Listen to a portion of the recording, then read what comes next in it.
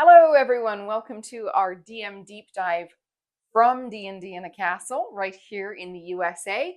And it is my great pleasure to be speaking today with none other than the inimitable B-Dave Walters.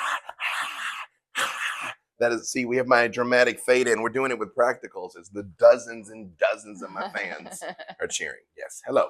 Hello. Welcome to D&D in a Castle. We are in the middle of a campaign right now. We are. As we speak. Yep. So why don't you tell us what's going on in your campaign here at D&D in a Castle today? I am running the family table, which has been a lot of fun. It has evolved out of the youth table, but became the family table, which is great because I have a group of teenagers and their families, and it has been a great time inflicting some formative trauma on some youth. That sounds wonderful. So we're in day 3. We're about to head into the third and final day of your campaign. What's it looking like? What's the experience been like so far? And what do you think it's going to be like by the end? It's really been excellent. I think you can tell by the darkness of the circles under my eyes how much fun we've been having because I haven't been sleeping when I should. Because that's what happens here. You come and you play, and then afterward you want to hang out and talk about everything that happened. It's really been great. I have to say, when I first was tapped to do the youth table, originally it was the kids table, and I thought that meant it was gonna be like kids, and then it's like, well, it's youth, it's anywhere up to 17, and then it became clear that it was going to be teenagers, and at first I was like, well, I need to calibrate it down a little bit, but I have teenagers who are 14 and 17, and so I'm like, I'm aware of what they can take and what they can handle, but I don't want to push it too hard. But it's been really great giving them opportunities to have some agency, to be able to decide what it is they want, what it is they want to see, what it is they want to do, to be able to interact with their parents and have like meaningful connections and scenes with their parents has been beautiful to see. It's just been a wonderful time. And going here into the end, this particular campaign that I'm running, Titans of Doom, is kind of the culmination, almost like the Avengers level culmination of like my last 3 years campaigns, where it was, if this happened, and how the world adapt, and if this happened, how the world adapt, and if this happened, how the world adapt, and now understanding all of that, we're here. So there's a pretty big payoff. It's supposed to be pretty intense. Your son is at my table. Yes, he is. So you get to ask him how it goes. So. And you've run a number of tables at D&D in a Castle. I think we've lost track of how many. Yeah, this is like 26 or 27. It's something ridiculous. Yeah. So you've experienced a lot of different campaigns in this format and in this type of setting and so on. How is the youth table or the family mode table? How is it different from other campaigns? What's the qualitative aspects of that? Again, something that I find pretty consistently wonderful at D&D in a Castle is people have already literally put their money on the barrelhead. You know what I mean? Like their planning and effort has gone into like already being here. So they're like 50-60% bought in, sometimes 100% bought in when they get here. Like they're like, let's do it. What I find sometimes people get hung up on is not wanting to make a mistake. And I've seen that most with the kids, because obviously kids' imaginations are unlimited and just won't do anything. But they very much came at it as like, well, what am I supposed to do? And I'm like, well, you can't make a mistake. You can't do anything wrong. We have another one of the boys that is there. At one point had a choice between, he essentially could complete the mission, get the thing that they came for, or save some people who were in danger. And he really was like, And I said to him, I was like, listen, there's no wrong choice. Literally whatever you do, I'm going to make something terrible happen. Like that's what I'm here for. Right. So you just do what you think is best. And he really was going back in his head, and he was like, I'm just going to roll the die, man. I'm like, let fate decide, brother, and he rolled it, and it was save some people. And so that's what he chose to do. And we just went with it. But watching their eyes light up as they start to understand that there are no guardrails. Like I always tell people, that's why video games will never completely replace this medium, because no matter how big the sandbox gets, no matter how good the AI gets or whatever, there's still going to be limits. You can't be like, not only do I not want to fight the dragon, I want to join the dragon. And not only do I want to join the dragon, I want to marry and retire with the dragon. You know what I mean? And you can have that here if you want.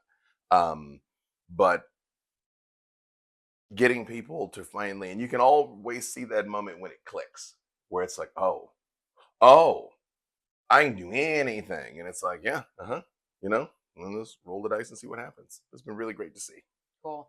And in terms of the the people who are playing together, the people, the youth and their chaperone, because Hmm. in the family table, you know, Hmm. you if you're under 18, you have to be at the table with somebody playing who is an adult who's responsible for you. Hmm. And in this case, I think it's all parents Hmm. mostly, Mostly. mostly. And so seeing those sort of parent and children playing together, those adults and their sort of young people in their lives. I overheard one of them saying last night, I think this is the most time Yep. that my son and I have spent together, just the two of us. Yep. That, Yep. family time, etc. This is like a really, and sometimes it's more than one kid or it's a whole family Oh being yeah. together. We've had variations of that. Hmm. What are you observing, or what are you reflecting on, or what can you see happening there when, the kids and the grown-ups are playing together like that? A speech that I always give people when I talk about D&D, and if you've seen my previous deep dives, you've probably heard me say this, is the real magic of this hobby is that our brains don't know the difference between what is real and what is vividly imagined. It's why you can wake up from a nightmare and your heart is pounding, or you can have a panic attack and like elicit a physiological response because your body doesn't know it's all up in here. So, in many ways, this is the ultimate vacation because you're not just in a castle, which is objectively awesome, but when you go there and you go there and back again and you go and you save the world and you fight the evil wizard, and you rescue the king or become the king or whatever it is, after all of this happens, it lives in the same place in your brain that prom did. It's like there's tears to it. It's like, yeah, we went to Landell's Mohegan where we are currently, but we also went to Waterdeep and we went to Waterdeep together and we have that shared experience and vocabulary of it. And that's why when people try and tell you the stories of their games, it never makes any sense because they're always like, and then the kobold said, "Let me have an apple," and you're like, okay, I'm sure that was hilarious For you. for you then, you know what I mean? But it's for you, it happened. And so seeing these families, one, take this adventure together, but really seeing the parents light up when the child is having a moment, when the child's Mm, doing something interesting. Like one of the families at my table, um, one of the kids is playing. One of the kids was just an observer. It was like one kid and the mom were supposed to be doing, enrichment exercises while the dad and the other kid played. And I roped them in the first day for a scene that was expressly designed to hurt the dad's feelings because, of course, I did. But then the younger child was like, "Oh, but he really liked it," and I was like, "Well, you can stay here and you can handle this character for me." And at first, he was really like leaned into it because I was like, it's sort of a scoundrel guy, and he was being a scoundrel guy. And then we had this like really warm moment where he was kind of confronted with like, why are you really doing this? Why are you like this? And he was like, I don't know. It's a bit of both. And like he really just like leaned into the emotion of it. And it was like, okay. And I see I'm looking at the child and the brother and the father are over there, and I see them like their eyes all big and like welling up while he and I are kind of having this moment. And it's really great giving them the time and opportunity to explore these things and get to be more than just, I'm Rothgar the Death Dealer. My sword does my talking. And get them to kind of unpack a little bit of that and give them the space to do it. And when people aren't in a place where they want to do it, you don't push them. And then when they have it, and I'm actually going to tell you something that is really beautiful. So your son has been wonderful, but again, was in a place where he was like, well, I don't know what I'm supposed to do. And it's like, you can do anything. It is fine. You know what I mean? And not pushing, but just giving him the room to do it. And what I know, because he's been right next to me, is he's been furiously drawing this entire time. And so, like, he's taking the scenes and imagining them and then committing them to the page and doing these wonderful drawings. And I'm like, first of all, the art is objectively great. But what I know is, I'm like, he's experiencing something that is significant enough to him that he needs to like express it and create something on his own. Right. And so that is how his experience of expression is manifesting, which is beautiful. And that's the number one thing that I want to give to everybody, the kids, the parents, anybody, whoever comes here to play, is that experience to have something that is going to move you and stick with you. It's really great. If I don't know if he's shown you his art, but it's really We wonderful. were talking about it in the car last night, but I haven't seen it yet. It's really Um, wonderful. that's so cool. That's Hmm. so cool. With we were talking about how you had a campaign and you were going to be running it for younger people, and whether you needed to adjust that campaign because it was quite dark and intense, and is that too going to be too much or too scary or too intense or whatever, and that with teenagers, Hmm. they're already in that dark space. Hmm. They're already going dark, and one of the things that this sort of fantasy experience allows is to go there in a safe way, Hmm. and as a parent or the adult in that person's life, you get to be there with them and experience it with them in a safe way, that it isn't uncomfortable. It might be uncomfortable in a different way, Hmm. but that isn't directly, tell me about your feelings, no mom, Right. Yeah. but actually allows you to kind of get into that. Yeah. It's not your feelings, it's your character's Right. feelings. Which I know you're a universal adapt. Your character is the adapter on the power supply that is you. And you're absolutely right. And it's oftentimes I find like my niche is high level play, level 20. I know you're shocked to hear that. And so at that stage of the game, it is no longer about what can you do. They can do anything. It's like it's not about power checks. The table full of gods. It's about what should you do. Situations like I Hmm. mentioned before, where it's like, do you grab the thing? Like Yeah. you're here for the thing, but the orphanage is on fire. You know what I mean? So do you grab the thing or do you and that's not about your character sheet. And I think that's the thing that I've gotten all of them with, that it's like, what do you mean he got away? And I'm like, yeah, he got away. You know what I mean? Well, we have to catch him. And it's like, you can try. That's what you want. You know what I mean? Like he ran that way type thing. But sort of the outrage of it. What's been really interesting is there has been um, the enemies to friends arc from some of them, because one of the players is literally an evil vampire and one of the players is a paladin, a holy warrior, and they immediately like butted heads type thing, and like there's even a point where they had to like fight each other, and that's how they won their respect, and have like kind of transitioned into like the bro duo over it, which has been really neat to see. That's um cool. yeah, yeah, and today we're going on to the end, and I'm gonna put the hammer down on him, man. I'm gonna put the hammer down on him, and we'll see how it concludes. Very cool. Very cool. So you are coming back to the castle in the UK in the fall. Both of those tables are sold out uh, Sold out again. again. And we've done a number of deep dives about that campaign that you've been running this year, Titans of Doom. So if you're interested in that campaign and hearing about it, you can check out all of B Dave's many deep dives. But I do want to say we have a youth table that we're constructing for that event as Mm, well in November. That will be, I think, November 3rd to 7th is that round. And in the spring, we also have a family mode table as well for youth and their chaperones, mhm, and that is in April.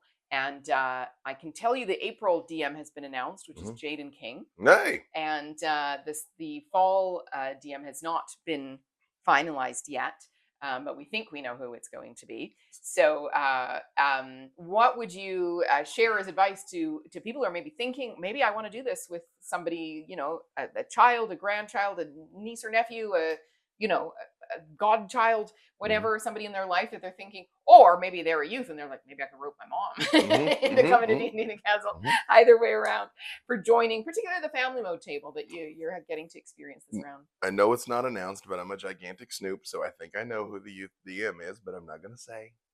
Um, Here's what I would say. I'd say about the youth tables the same thing I say about D&D and Castle more broadly. If you're thinking about doing it, do it. If you have the ability to come and you want to come, do it. You will not regret it for all the reasons I said. In many ways, it is the ultimate vacation. Um, and having that opportunity to, on the one hand, bond and have the shared experience, like I was saying. But even if you come and you let that, you bring the people, the family that's at my table, that like two of them and now three of them are actually really engaged, and the fourth one is sort of like roving the grounds and having fun and doing other stuff. That's fine too. That's still a vacation. It's just you can't find an experience like it anywhere else. And even your family playing around in the living room, it's not the same. It's not the same as when you can come, you can be in this environment. The kids are off their phones. Quite frankly, we're off our phones. You know what I mean? It's easy to be like, oh, screenagers, but it's in my hand too. You know, so being able to like stop the world for a little while and just play, you know, like there's not a lot of opportunities for that. That in and of itself is worth the price of admission. Now, what I will say about the particular DMs is the one in the fall, if I'm right about who it is tells very deep, like lore and story heavy things that are really great. And so if that's your cup of tea, then definitely I would look towards that person. If you like a high fantasy Lord of the Rings esque type experience, if it's who I think, I would point you towards November. Jaden is like an anime buff and loves action movies, and those are his touchstones. So if you or your kid is into like Jujutsu Kaisen, Dragon Ball Z, that kind of stuff, that is a very much the inspiration for the kind of stories he likes to tell. So if you want to do some like wild rocket tag type stuff, maybe look towards the spring, or do both.